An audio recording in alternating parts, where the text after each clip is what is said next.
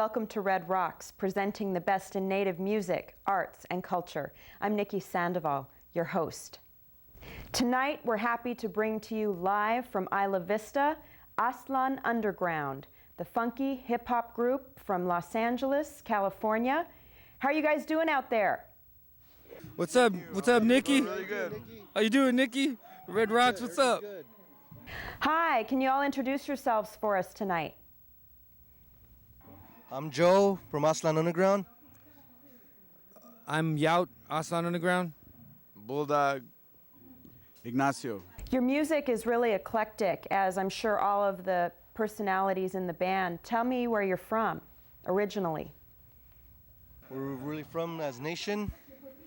My family's from Isleta Pueblo, Texas, El Paso, and Zacatecas, Mexico, Fresnillo, Would you Manakamana, no? Nemanacane, Comanche, Mexicano, Chicano. I'm Masawa Raramuri. Sinaloa, Mexico. Yeah, pretty much the same. I guess some of my parents are from the Jalisco and the Guerrero area in Mexico. Now what speakers? Oh, the area he's from is from as a known the region of language of regional. The language is Nahuatl, where he's from, Guerrero, and Bulldog's from where they're the Mayo and Yaqui people. Your lyrics are complex. They're both culturally profound as well as politically charged. Tell me some of the inspiration you get for your writing. Yeah, because we were, what it was is that we were really inspired by, African, like pride groups such as Public Enemy and Boogie Down Productions, because when they first came out, they were, talking about black empowerment, and around that time we had become aware of the fact that we were Native people, and because in the area that we grew up in, it's like half poor white and half, quote unquote Mexicans, but we were. In growing up in that area, you were called wetback illegal and felt that, you didn't belong. But when we looked into being inspired by groups like Public Enemy and Boogie Down Productions, we looked into who we were.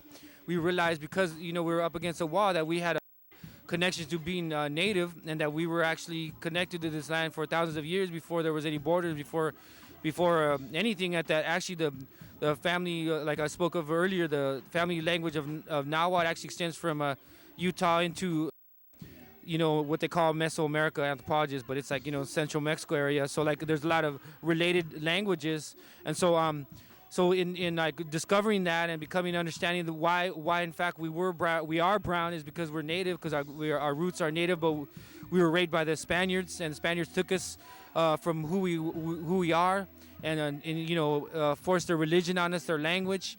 And actually in Mexico, the worst thing to call anyone is to call yourself an Indian, and that just shows you how colonized the people are, and we represent a small percentage of our people who are waking up to that, but that's due to 500 years of colonization, and so at the time it's very important for us to utilize a medium of hip hop to spread that message that we're Native people, that we've been here, that we're connected, to the Tongva Nation, to the Chumash people, to everybody here, and that we have a connection here as well. And so that's what we started out with, just straight. Our lyrics were all about identity, that we're not Hispanic, we're not Latino, because Hispanic means you're from Spain. It doesn't say anything about our native roots. Latinos basically says you're Italian. That's not who we are. And how the basic root of the word Mexican comes from Mexica, which is a Nahuatl word that means the people, and that's totally been removed from us. So that's what we try to do through our lyrics, and also about how, like, we didn't cross the borders crossed us, because we've been here for thousands of years, coming back and forth, and that's evidenced by by archaeological findings of parrot feathers and the sharing and the different even traveling of different clans and stuff. Because like the Hopi clan, for example, the oldest Hopi clan is the Parrot clan, you know, and the Parrot clan, parrots only come from that region. So there's like obviously a connection that goes beyond, the realm that we're living in this present time. So in fact, in the Hopi language, Kwao means eagle, and in Nahuatl, Cuautli means eagle. So we see the connection between, that goes beyond these borders. So that's something that we started out with, but by 1994, we were really inspired by the indigenous, Army for National Liberation in Mexico, Chiapas, which is a Mayan, the Azland, which is a Zapatista Army of National Liberation, whose head was, who's really committed by the Clandestine Committee of Revolutionary Indigenous. That's what the actual committee of Azland is. So we're really inspired by them because they say that people have the right to being human, and they were not claiming any party right, any that they're part of a party or part of any type of leftist or communist thing, and they were just asserting their right to being human, and asserting the right to being human. It was okay it was also, we had to be cognizant of the fact that we live in a world that we're all connected, whether we want to admit that or not. And so it was very inspiring for us. It started giving us a global analysis of economics, such as neoliberalism, that controls so many countries throughout the world through the World Bank and the IMF. It really just got us to another level of thinking and understanding, but also carrying with us the strength of our heritage of being Native people, of world Earth Mother people. So pretty much that's where really our music is fueled by these messages for asserting the right to being Native and reclaiming who we are, but also asserting the right to being human on this Earth Mother planet. That that goes beyond these nations that have been imposed upon us, like the United States and all this citizenry and all that, and their ways of war and their ways of destroying Mother Earth.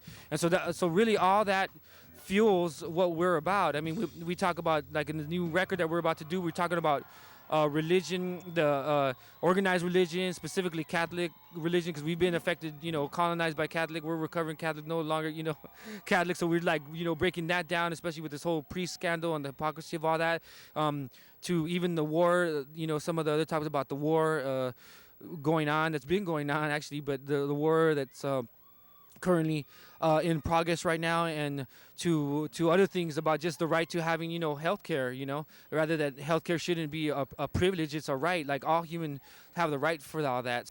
Brings back the roots of our culture. Like we try to bring in like the drums, as you see a drum here, the wewet scene. The elder, the grandfather here, the grandpa drum, and we try to incorporate the flutes, which represent the winds, always remembering that those natural laws are always existing or have always been existing, beyond man-made law, and of course, also a message to our youth is about self-determination, of coming back to determining your right to live, your right to be indigenous to this land, to your tie, your umbilical is connected to this Mother Earth, and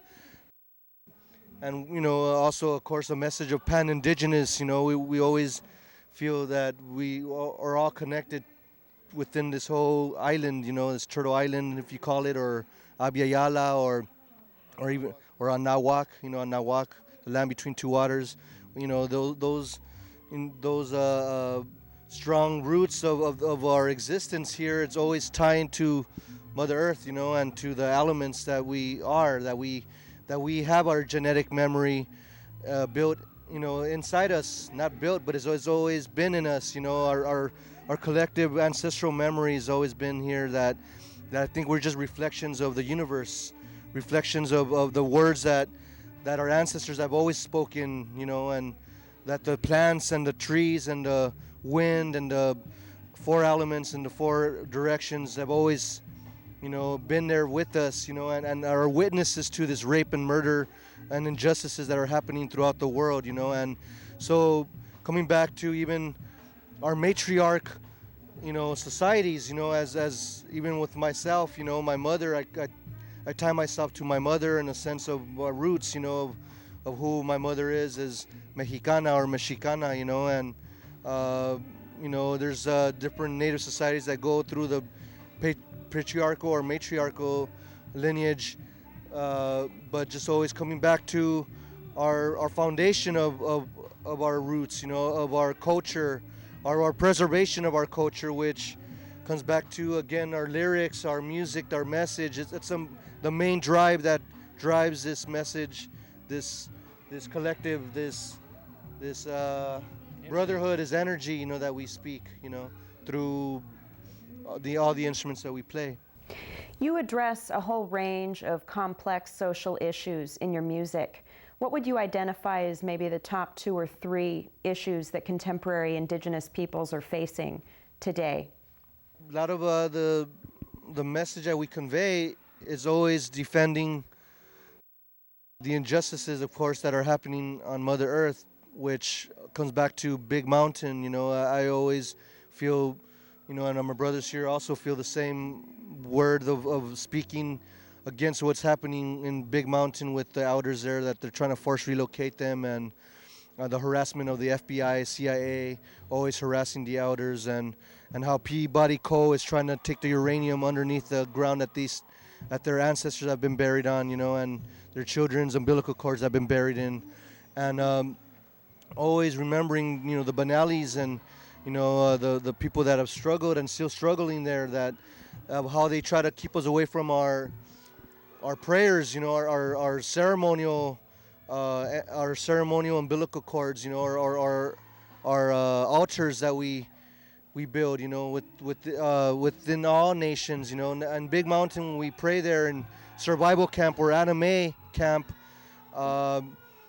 it's so intertribal that so many different people come together to pray against what's happening there, like Chicanos, Lakotas, Iroquois,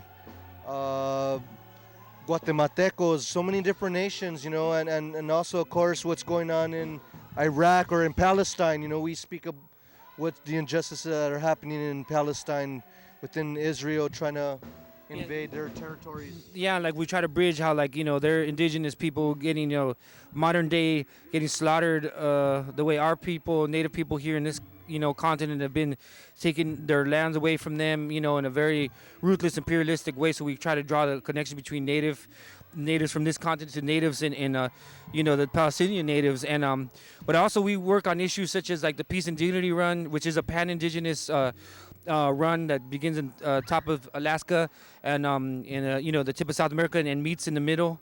And what it does is it's a spiritual run that runs through all the nations, and reminding us of our connection and of that we're one, one pan native people, because that spiritual run was inspired by the eagle and condor prophecy, where that elders, different elders and nations met like in 1991, and they came to the conclusion and understanding that different elders had the same vision, had been passed down to them from their ancestors, that there would be a time when the eagle and condor would meet, and that when that time would be, that's when all the nations would start to remember again, and we get reconnected again. And so this Peace and Dignity Run is the way in which that happens. I mean, we not only do we take part in benefits for the Peace and Dignity Run, but we've also organized for the last run. We put together a compilation through XRF, which is our independent label, to fundraise for that, and that's some other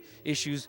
But we're always like, but in terms of issues of native, of being of native issues particular, our message is always constantly to our people, especially people who've been colonized by the Spaniards, because the continent has been split up in almost 3 to 4 different peoples, right? And that's that's the English, the French, the Spanish, and then in Brazil, the Portuguese, right? But what we always try to convey and plant the seeds, and to get the people to remember that they're native, because my own personal family, darker than me, some of them darker than me, and they're telling me, why are you so into being native? I'm like, yo, you're native, you just don't know. You've been ripped from your roots, don't know who you are. And so that's the main thing that we always try to do and plant, and that's a constant issue within our music. And we're happy to have you joining us today and answering questions for the audience here in Santa Barbara.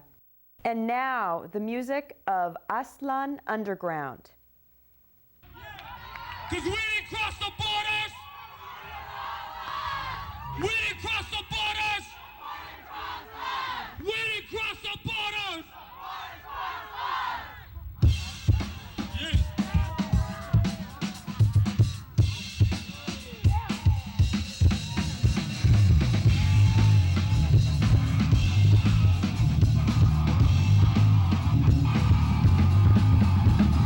Oh, have them things with the bitches.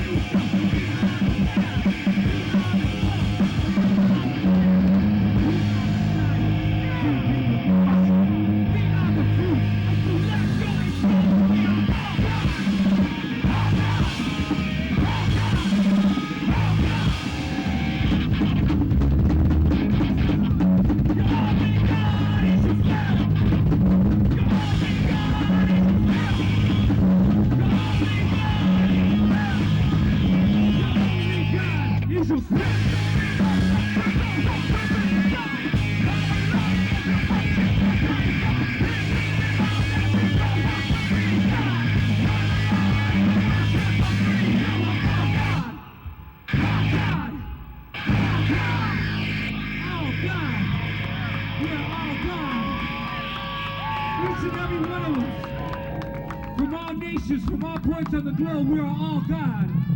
We're all creation, we're all God, by the same life-giving force. Oh. And in that spirit, we think it's a beautiful thing that people of color from different nations, from all colors of the world coming together right here. Yeah. Because this planet is so small. And it isn't just about the United States of America, it's about the whole planet, from all four corners, all directions, all colors. And that's why this type of understanding of love for humanity and love for the planet is very reasonable reason and logic behind being anti-war, period. Because war should be obsolete. If we are as intellectual and loving and religious, opposing all these religions of the world, if it's all about love, and if the leader of this world power is also religious, it should be a sin. It should be just devilly to go to war and to want to go to war and justify it in whatever means. But it's all about world power that you and I live under and are controlled by, where there's no future in the environment because the industry is ravaging it, especially under this administration. And there will be no generations to live. Our generation won't be able to live the way we see the earth today if we don't do something about it and organize ourselves and unite like we are tonight.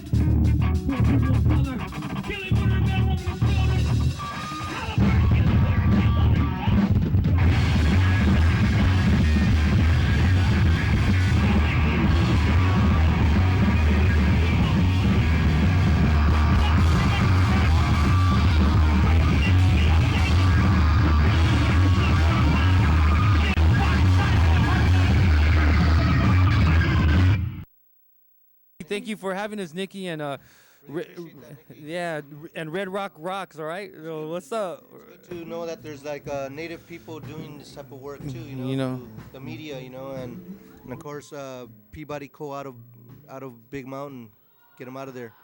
And thanks for being conscientiously pan-native and representing us on this native show. It's an honor for us to be part of our all red nation from the top of Alaska to the tip of South America. So what's up, all my native peeps out there? And that was Azland Underground live via the Moccasin Satellite Network. Thank you, Azland Underground, for joining us here tonight on Red Rocks. And thanks, as always, to our viewers. Until next time, I'm your host, Nikki Sandoval. Because we didn't cross the borders! We didn't cross the borders! We didn't cross the borders!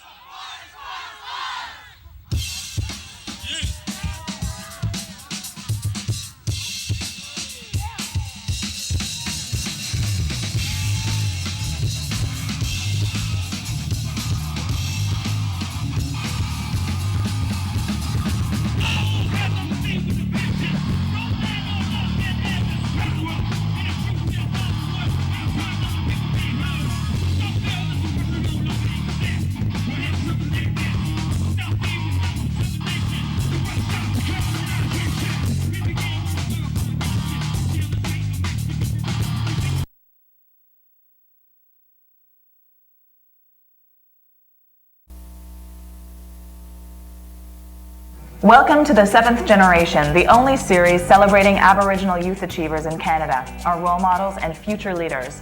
Today on the 7th Generation, we'll get our motor running in Saskatoon, then we'll go back to Ontario to get physical with a future Olympian. It's athletes and autos on this episode of the 7th Generation.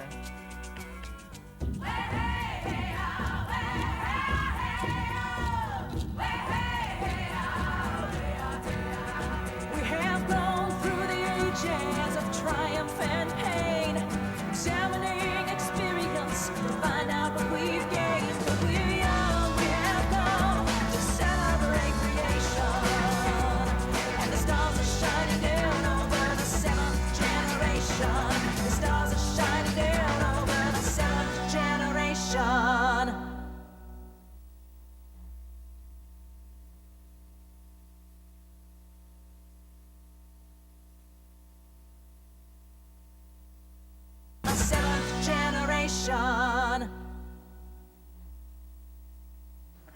Grant Blondin is an interprovincial journeyman mechanic and a very dedicated family man. I got the opportunity to see both sides of this really incredible guy, and I also learned a couple things about fixing cars.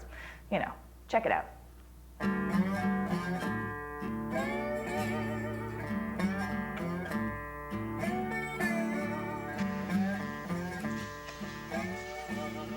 Hello there. Oh my goodness. Hello. to meet you. Wow, it's a pleasure to finally meet you. I'm Jen. My name is Grant Blondin, and I'm 30 years old. I'm from Yellowknife NWT, and I live here in Saskatoon, and I am an interprovincial journeyman mechanic.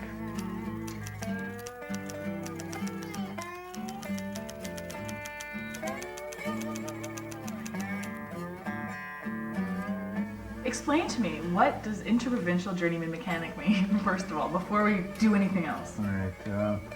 That's basically interprovincial journeyman mechanic is just you're a certified journeyman mechanic that you're able to work anywhere in Canada except for Quebec. When you were younger, much younger and small, little child, Yeah, okay. you loved fixing cars. So it's something that's been Well, with you. not only fixing cars, but just curious of how it worked. Like I took them apart, like I had remote control cars now when I was young, and I was always curious of what made it work, especially the remote control. Like you'll be sitting here and then you'll see the vehicle cruising around by itself, and then, you know, you have fun controlling the car, and then, you know, curiosity gets the best of you, and then you end up taking it apart. Ripping it apart. Oh yeah, and checking out all the circuits, and then looking at all the circuits, and holy smokes. I have to say that it is the cleanest shop that I have ever seen. Not that I hang in shops often. Yeah, what is that? It's an impact wrench. Here, I'll load it up for you. Yeah, load it up.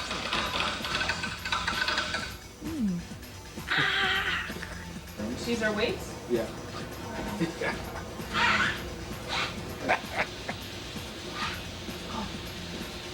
Oh, these aren't very heavy at all. Jen, Yeah? where are you? We gotta go. What are you I doing? found all these amazing bracelets and rings and stuff. Look at this ring. There's matter? all sorts of them here, James. I thought this one was really nice, but I guess unfortunately, they're hose clamps. What is the most important thing to you in life? Culture. It's sad that I'm living in the city and I can't express that, but I know it's still with me. I always spoke fluent English, so I never had a chance to actually stay in one community and learn my language. So it's because I've always moved around. I guess I was a 21st century nomad, I guess. Always on the move. Yeah. And so I never really had a chance to actually learn my language. Is that part of the plan for you? Oh yeah, it's one of the big plans. At least when I go home with all the younger kids, when they speak their language at me and laughing, at least, well, I hope to learn what they're saying. Right, exactly. But that's one of the things that I really have to do, especially for myself and also for my children. Is to teach the language and the culture and get them exposed to that while they're young, and then so they can actually understand. And that's one of the most important things right now. Hi, I'm Grant Blondin. Thanks for coming to my shop. How can I help you? My car isn't working. I was wondering if I could get it fixed. Well, what's not working about it? The whole car, it just doesn't start. Won't start. It won't start. How did you drive it here? Well, I pushed it here. Oh, really? Yeah. Okay, well, let's take a look at your car and I'll tell you what's wrong with it for a small fee. This is my assistant, Jennifer, by the way. She looks pretty homely. Excuse me. I would appreciate it if you didn't insult my employees. Okay, let's take a look over here. This tube here, attached to this here plastic thing, isn't clean. I don't think that has anything to do with it, really. Look at that dirt. It's not clean. Excuse me? It's like a steam bath here. It's actually very warm. Meaning that you probably drove it here and didn't push it. You're just coming to take a peek at my little assistant here, aren't you? She is pretty cute. What do I do for fun? Well, spend as much time with my kids and my family, and I do I help some friends with their vehicles in the yard and that. See, that's when you know you love your job, when you're doing your job on your free time. Yeah. As long as it doesn't get too excessive where it, Yeah, where everyone's like, hey, Grant, can you fix my truck? Hey, Grant. Yeah. But I guess now that my children are growing up, I have to spend more time with them. Yeah.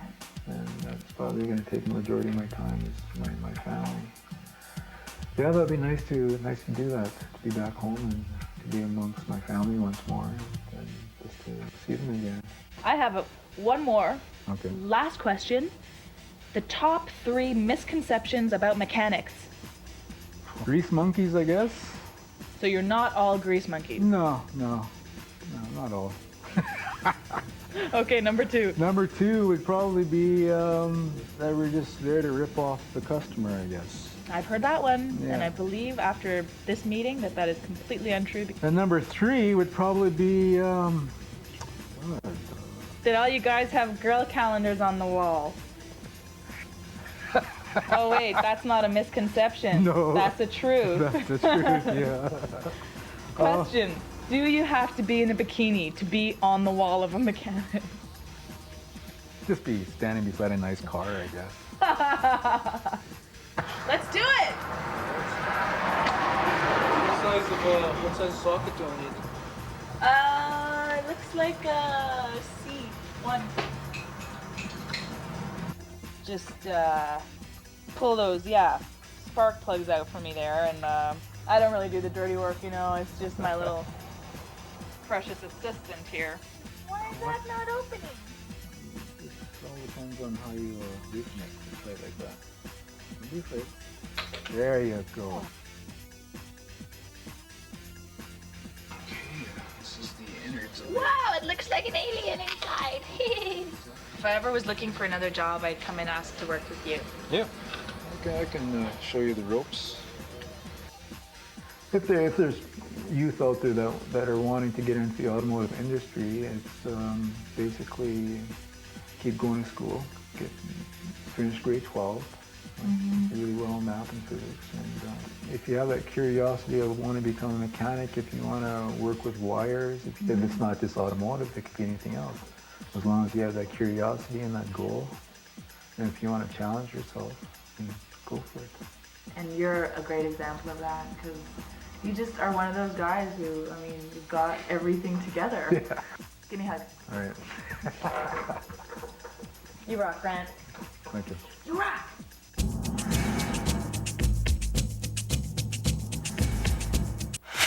The Canadian Federation of Engineering Students is a volunteer-based organization made up of students from across the country.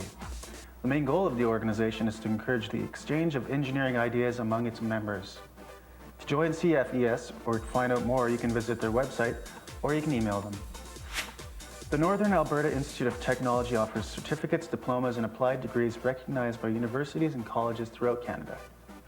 The Institute also offers scholarships and awards for academic, athletic, or leadership excellence. For more information, go to their website, email them, or perhaps call them at 1-800-661-4077. As a post-secondary technical institution recognized globally for quality and spirit, the Southern Alberta Institute of Technology is a leader in providing learners with the skills they need to succeed. For more information, you can visit their website or call them at 1-877-284-7248. The Automotive Service Technician program at SciAS provides knowledge and basic skills development in maintaining and repairing automotive mechanical and electrical systems. For more information, you can visit their website, email them, or call them at 1-306-933-5555. The Canadian Automotive and Truck Institute is the first institute in Ontario to be registered as a private vocational school granting diploma programs in automotive and transport career training. For more information, you can visit their website, email them, or call them at 1-888-774-6647. The Canadian Aboriginal Science and Technology Society is a national not-for-profit organization seeking to increase the number of Aboriginal people in science and technology. Applications are accepted until June 30th for scholarships to be given out during the following school year. Go to their website or call them at 403-258-1775.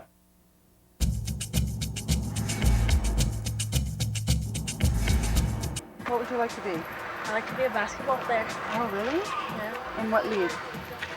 NBA. In the NBA. So you want to be a big star? Yeah, because I enjoy basketball. What do you like about basketball? A lot of stuff. Like how they do all these, like make them go through their legs and all that when they're like dunking in the air. That's cool. And it's a good way to stay in shape. Yeah. Cool, right on, thank you. Yeah. Good luck. The 7th generation.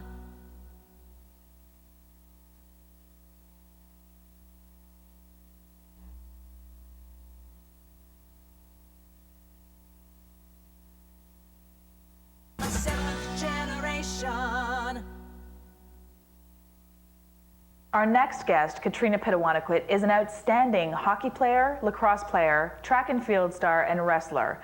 She is definitely destined to stand on the Olympic podium one day. I totally flipped for this girl. No, really, literally, I flipped for her. Check it out.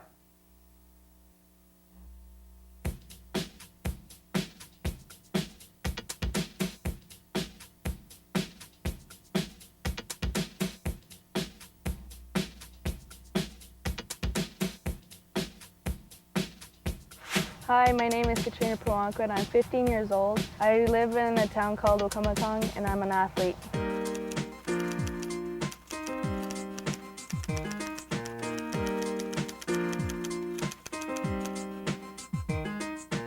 Let's start with wrestling. Why wrestling? It challenges me, and it's just a lot of fun. So it's 2001, 2002, and these ones are the track and field. Just a couple medals. Yeah. And how many more do you have in Wiki? A lot more, something like 40 medals. I used to just always be really nervous. I never liked public speaking, and I was always the quiet one in the class. My parents, like, they gave me a lot of support, like, you know, just do it. Like, you know, you could do it, like, you're that good.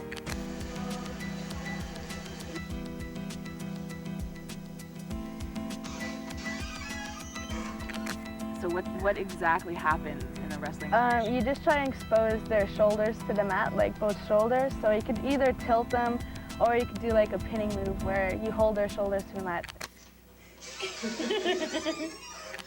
And what are your favorite moves? Chicken wing. This is the chicken wing. Come over here. You have drive around.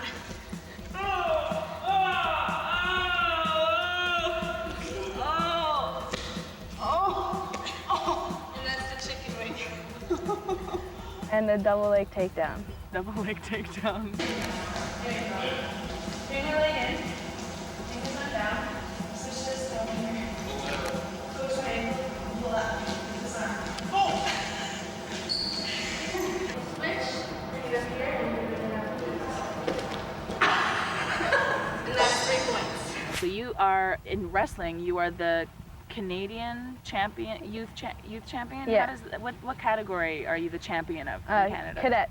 Cadet. Yeah, ages 14 and 15. 14 and 15, and you're like the head of that category? Yes. Like, I'm gonna be wrestling in an older category. I'm training for like the junior provincials and junior nationals. And if I'm that good, like, to win the junior nationals, I'll be going to Worlds. Okay, so go again. When you get into the ring and they see that they're Once I touch them, because there's different ways, set up the single leg or double leg, and once I just get a hold of them and just turn them, they don't know what to do. Does anyone else do that? Yeah, there's some people that do that, but once you get someone like that, then you have a tough match. So how does that feel? Like, you were telling me about the Saskatoon match. Yeah, that was like, because no one ever won nationals for Northern Ontario ever before. And when I went there, it was my gold medal match, and I won, and I could see my dad like crying, and my coach was very happy. Oh my God. They would sometimes leave work early, or even like they would come with me to my tournaments that, you know, I had to fly there, and they would like miss work for a week just to come and watch me, you know, support me while I'm there. They were just always there for me, no matter what. I'm standing here with Tara Hedekin from Guelph, who is the junior world champion wrestler. Just want to ask you, in regards to Katrina, how do you feel about mentoring her? I'm really happy to help Katrina out. She's already an accomplished wrestler, and I just hope to help take her to the next level and reach her dreams. I heard a story about the first time that you met the whole gang, and I know they came from Wiki with like 30 Native kids, and they said that the look on your face was just kind of like of amazement because you had never seen any Native kids doing this sort of thing before. So is there any truth to that story? Yeah, I mean, I was really amazed to see so many Native kids, and not only were there a ton of them, but they were all kicking butt in the one tournament I saw. And just to see like other people come out of their program as well, besides Katrina. And you knew that you wanted to go to the Olympics when you were, was it 6 years old? Yes. Yeah, me and my grandma were watching it on her TV, and I was just right into it. I was like right in front of the TV, and I was like, Grandma, I'm gonna be there someday.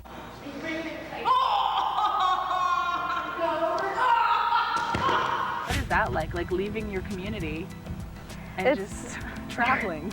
It's a lot of fun though, because you get to meet a lot of new people, and you get to like learn about like different ways, like how they were raised, you know. And now you have friends all across Canada. Yeah. Who are also athletes. Yeah. That's cool. All of the sports that you do, how do they complement each other? For wrestling, like wrestling and lacrosse are closely related because they're both aggressive and they're both like, you have to have lots of endurance and a lot of muscle too, eh? We are catching the game of the Canada's under-19 red versus Canada's under-19 white. We are playing senior lacrosse, and here we are profiling Katrina Pitawanakwat, number 35. You feel very special and privileged to play lacrosse. Yes. So tell me about what that means to you culturally. I just think that, you know, because it's our sport, like we're the ones who thought of it. Nowadays, like they use plastic or aluminum sticks, and I still use the wooden stick because I have the feel for it, you know. It was my very first stick, and it comes naturally, you know, to use the wooden stick, and I just feel really good. You just go out there and you think, this is my sport, I'm gonna do it. What was the highlight? Yes. Probably the goals. I assisted one, so yeah, it was pretty good. You actually are able to visualize the way you're going to perform? Yes. When you do sports, it comes a part of you. And every day you're always thinking about wrestling or lacrosse. Like you do visualize while you run, and sometimes I get right into it. Like I just visualize so hard that I could just see it, and I just don't even see the road anymore. I'm just like right there. Oh, that is crazy. Oh. Ever since I was young, I always just ignored them. Okay, well, if you want to be that way, I'm just gonna leave. I don't need this negative stuff. Like, I just walk away. That's so cool. That is so crazy. I've never seen anything like that in my life. And what's your favorite thing to do when you're not doing anything to do with sports? I love just socializing with friends and just going out and having a good time, like watching movies and stuff like that. It's just a lot of fun. Because there are people who dream about being a champion, and then there's some that just get up 6 o'clock in the morning and just do it. Okay, thank you. Yep.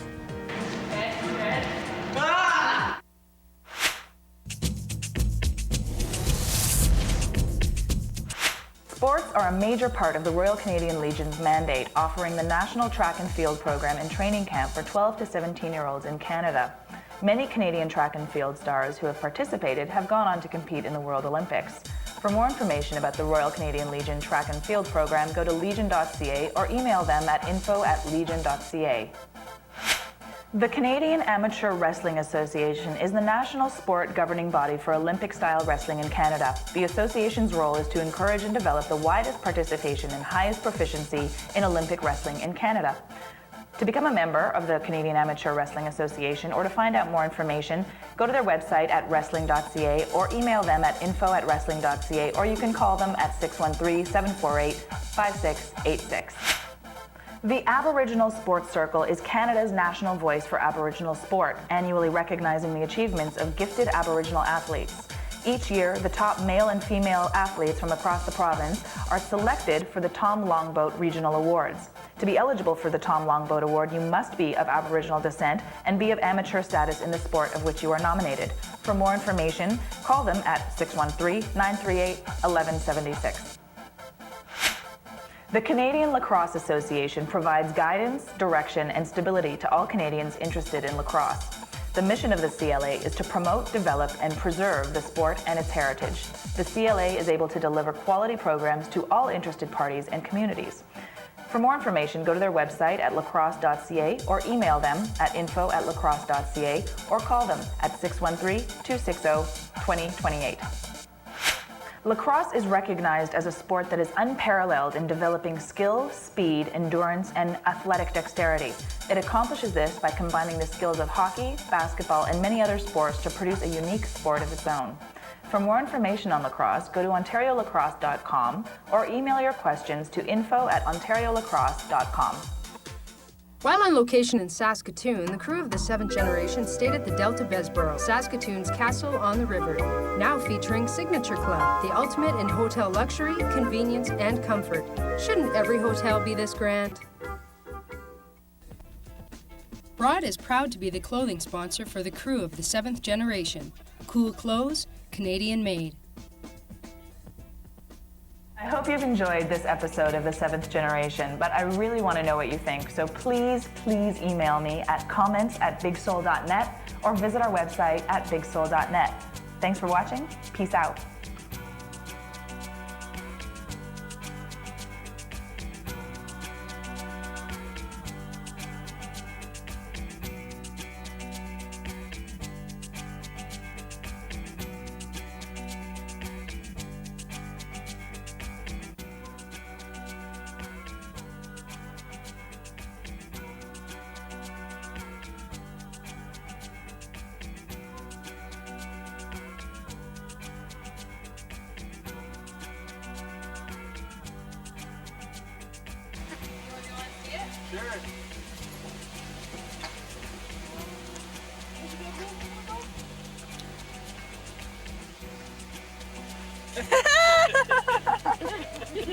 It's okay.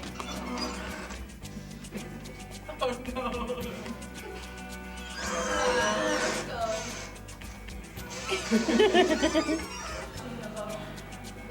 Jennifer Badensky's wrestling tips.